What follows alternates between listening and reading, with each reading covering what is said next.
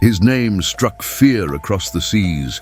With a beard like smoke and eyes like fire, he became the most infamous pirate in history. But behind the legend of Blackbeard lies a shocking story of power, terror, and a violent end. Blackbeard was born as Edward Teach, or sometimes written as Thatch, around 1680.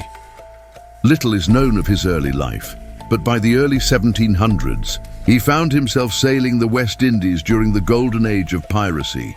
He wasn't just another sailor chasing fortune. He was cunning, ambitious, and had a gift for psychological warfare. By 1717, Blackbeard had captured a French slave ship. He refitted it, mounted 40 guns, and renamed it the Queen Anne's Revenge. This massive warship gave him dominance over the seas. With a crew of over 300 men, he terrorized shipping lanes from the Caribbean to the American colonies. But Blackbeard's true power wasn't just his firepower, it was his image. Before battles, he would weave slow-burning fuses into his beard and hat, lighting them so smoke and sparks curled around his face.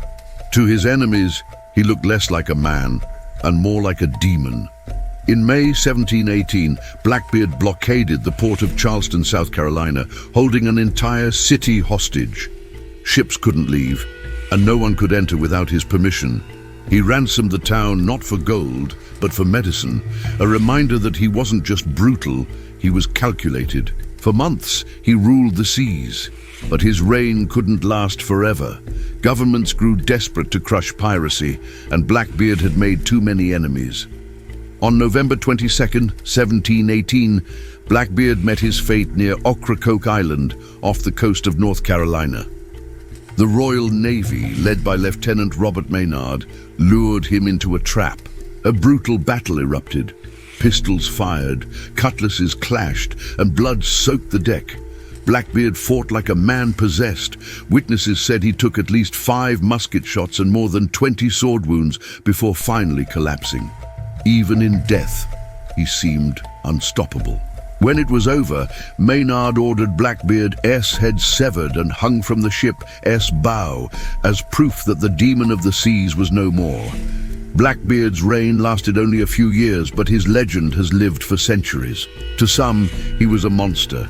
To others, a folk hero, a man who defied kings and empires. The rise and fall of Blackbeard wasn't just the end of a pirate. It was the birth of a legend that still haunts the waves today.